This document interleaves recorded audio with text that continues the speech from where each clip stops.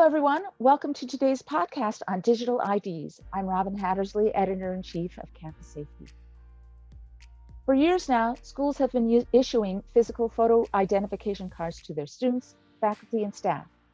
Fortunately, with so many middle school and high school students now owning their own mobile phones, there is the opportunity for campuses to put their student, faculty, and staff ID credentials right on their phones. This enables the campus to leverage the technology that most students, teachers, and faculties have with them already to improve communications during emergencies, as well as improve response to situations involving things like active shooters, inclement weather, and medical emergencies.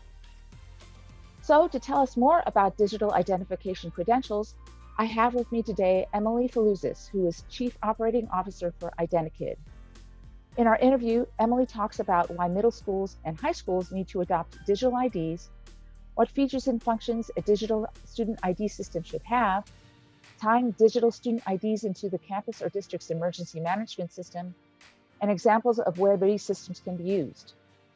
So with that, here's my interview with Emily. Enjoy the show. Be sure to subscribe to Campus Safety's YouTube channel and like or leave a comment on our videos. Or subscribe to our Campus Safety Voices podcast on Apple and Spotify and leave a review.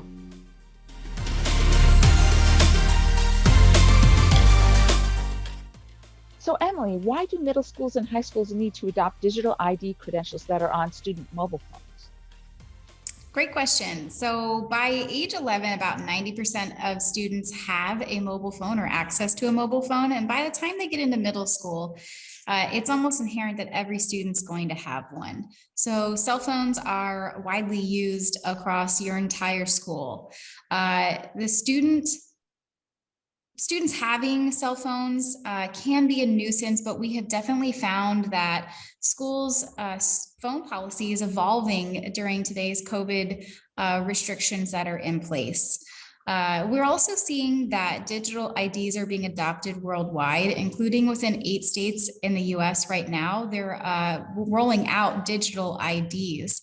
And we found that digital IDs can be used within schools to help bridge the gap in communication between administrators and students, especially in the cases of emergency.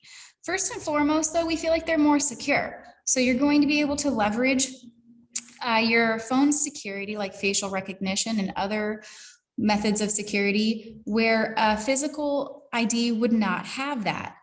We know about 2/3 of schools have some form of ID in place, but still they're not really widely adopted, or schools are looking for a more evolved solution than what they have now. We really feel that they should consider digital IDs and have something that's easily downloaded from a mobile app and used on all mobile phones like this.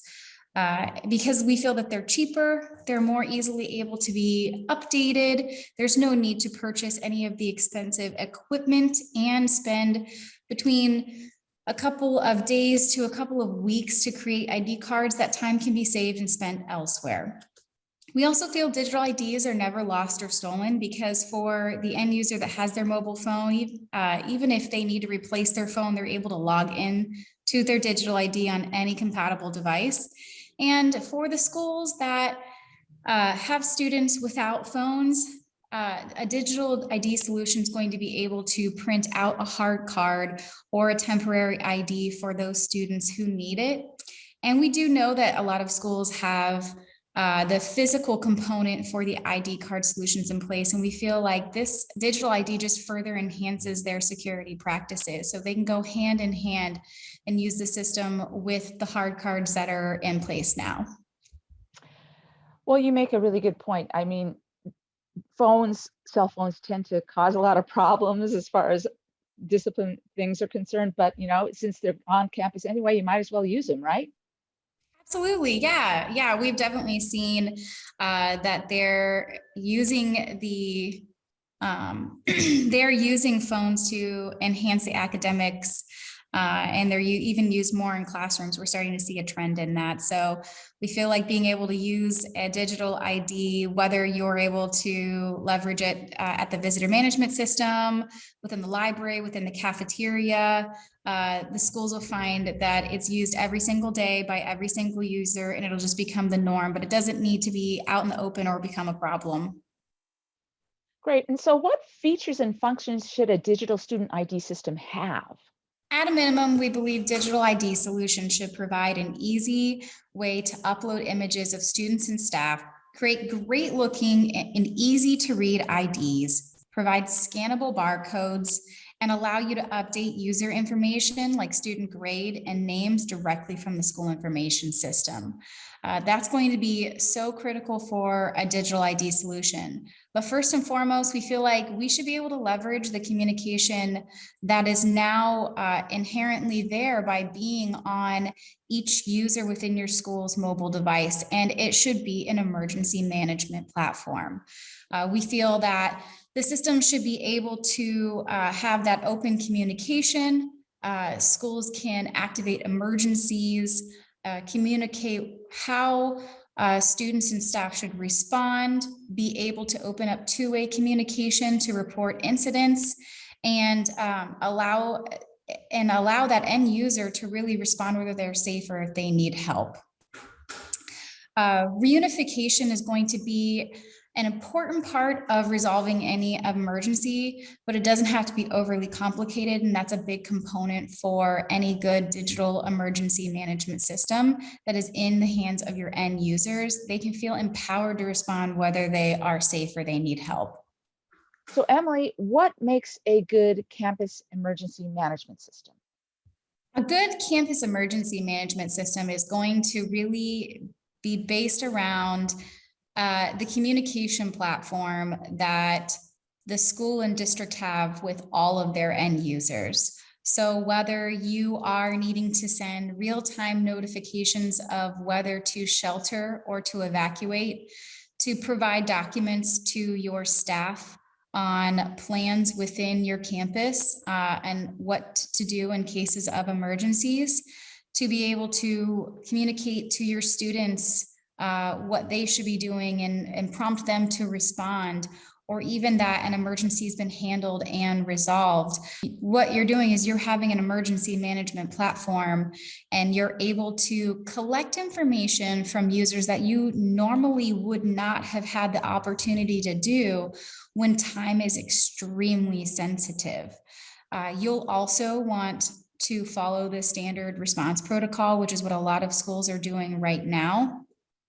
So you'll want to be able to activate emergencies for things like an active shooter, fire, weather emergencies, medical emergencies, and drills, and perform reunification for your students to an evacuation location and reunify with parents in a much more easy way. It doesn't need to be overly complicated. Right now, a lot of the times that practice right now is on physical paper with rosters, and we bring this to a digital platform. So we try to simplify it as much as possible, collecting information in real time from your school information system and becoming that communication platform for you to be able to have everybody in your campus respond when time is super sensitive.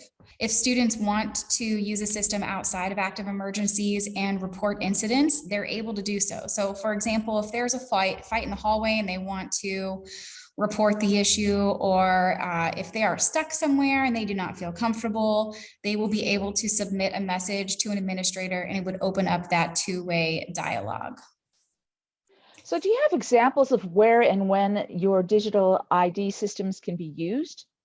Absolutely. So mostly you're going to use this on campus with your students and staff. So if you needed to activate an emergency like an active shooter, a fire, weather emergency, medical emergency, or drill, you would activate that through the system, and it would give the user a prompt to be able to mark whether they are safe or they need help. And they would be able to respond immediately. For cases off campus, like a lot of the high schools will actually have dual enrollment, or these students will be on another campus. Those students will also be able to respond whether they're safe, maybe they're on the roster, but off campus. And if they wanted to communicate for any other reason outside of an emergency with their student body or their staff, they'd be able to. So for snow days, class cancellations, we'll really get to see over time how schools take this communication platform and use it in ways we've never thought of before. So Emily, what do you see as being the future for digital IDs and credentials? We're excited to see what the future of this is going to uphold. I mean, with Alyssa's law becoming more widely adopted across states across the country, we hope to further enhance our communication with law enforcement, add things like geolocation to be able to more easily identify users that are having issues in active emergencies. And even we're getting feedback from schools like they want it to be able to work with their door access systems to create a more secure campus. We'll be able to see over time and with our customers' feedback what really is going to further this and make it a great system. Emily, thank you so much. You're welcome.